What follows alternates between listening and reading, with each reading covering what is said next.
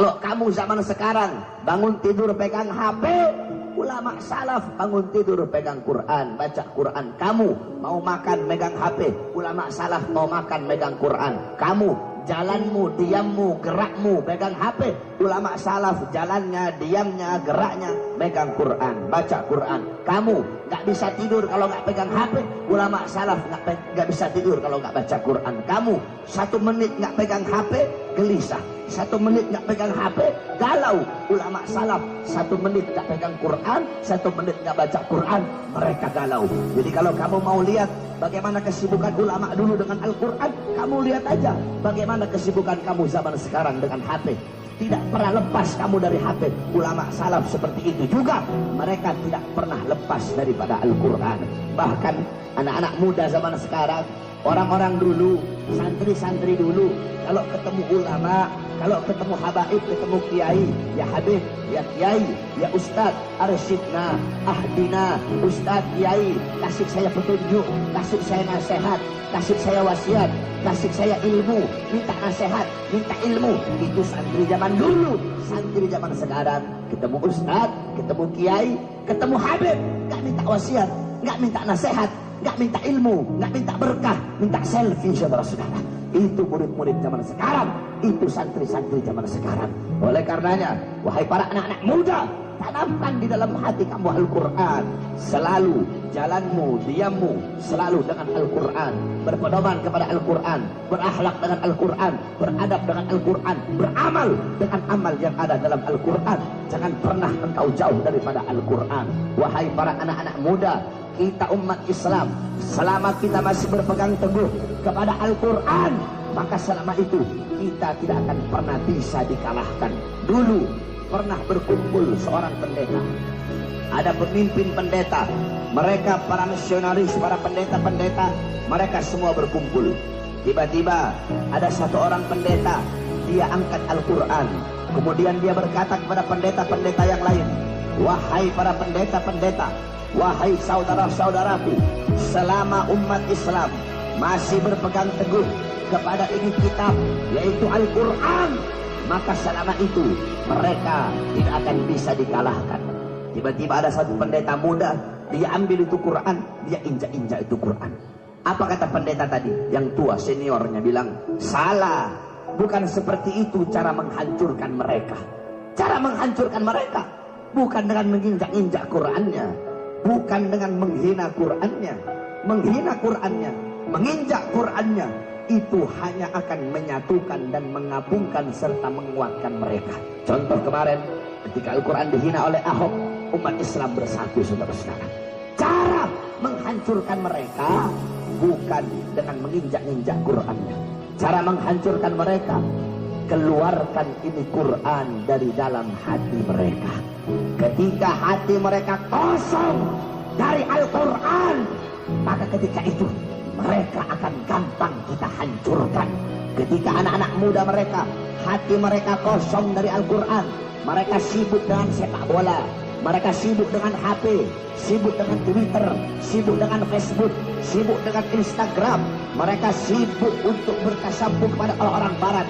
Mereka sibuk berpakaian sebagaimana orang barat, pola pikir mengikuti barat, gaya hidup mengikuti barat.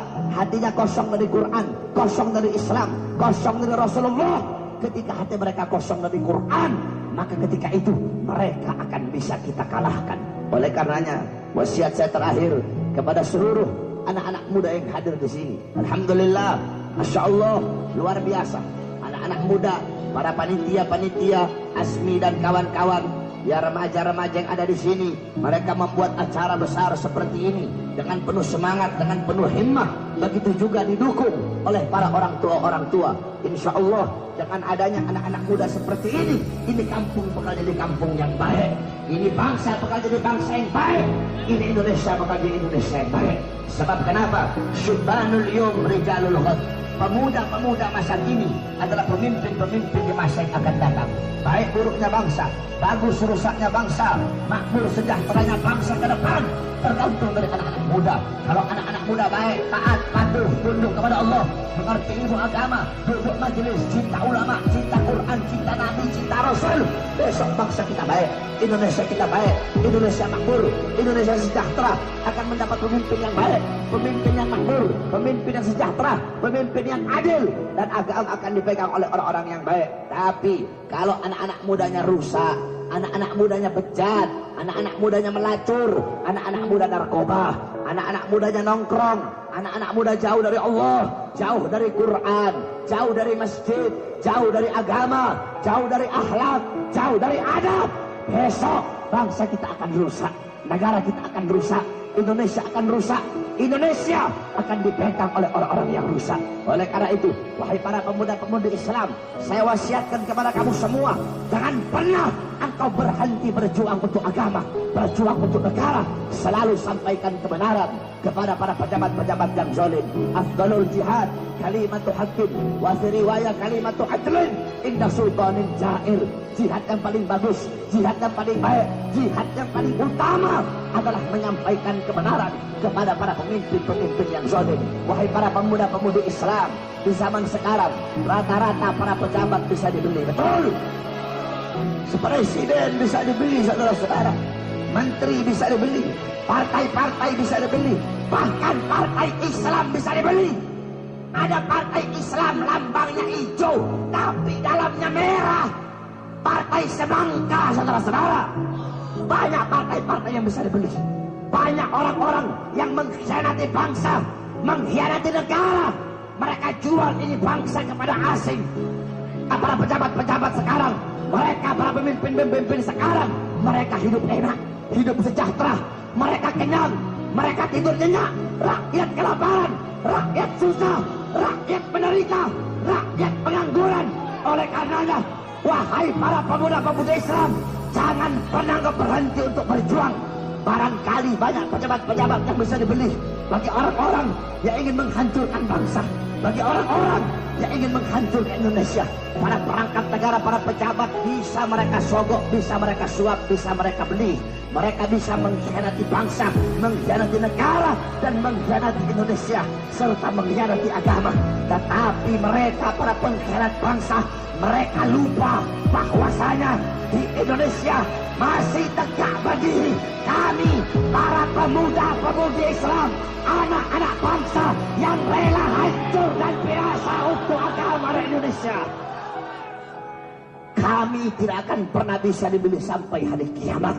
Yang hak akan kami sampaikan hak, yang batil akan kami sampaikan batil. Wahai para anak-anak muda, jangan pernah engkau takut. Tidak ada pembatas, tidak ada penghalang antara seseorang dengan kebenaran, walaupun kebenarannya dari yang orang yang lebih muda, yang lebih bodoh, yang lebih hina, yang lebih miskin.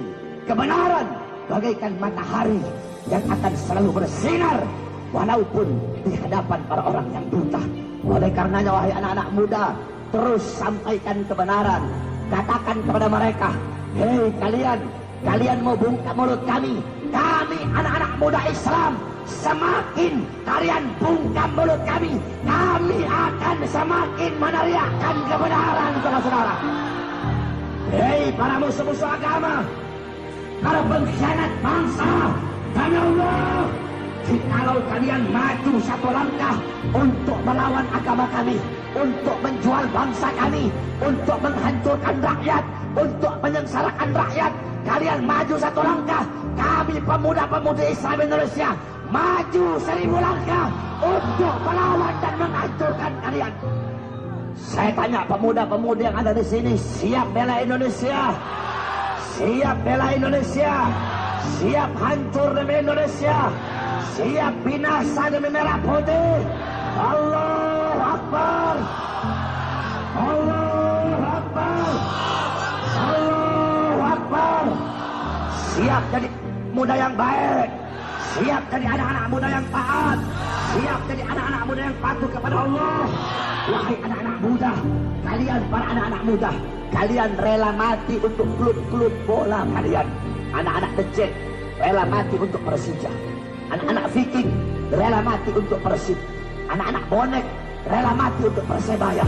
Jikalau kalian rela mati untuk klub-klub bola kalian, maka kalian harus lebih rela mati untuk agama dan bangsa Indonesia, saudara. Kalian anak-anak muda, kalian rela mati ngetrek bawa motor di atas aspal, kalian rela mati. Jikalau kalian rela mati di atas aspal, maka kalian harus lebih rela mati di atas jalan dan relnya Allah Subhanahu wa taala. Jangan pernah kamu takut. Intan surullah yang surkum. Siapa yang menolong agama Allah, Allah tolong. Kamu jaga agama Allah, Allah jaga kamu. Kamu lindungi agama Allah, Allah lindungi kamu. Walaupun mereka punya segala-galanya, mereka punya harta, mereka punya pangkat, mereka punya jabatan, mereka punya tahta, mereka punya kekuasaan, mereka punya senjata. Jangan kau takut.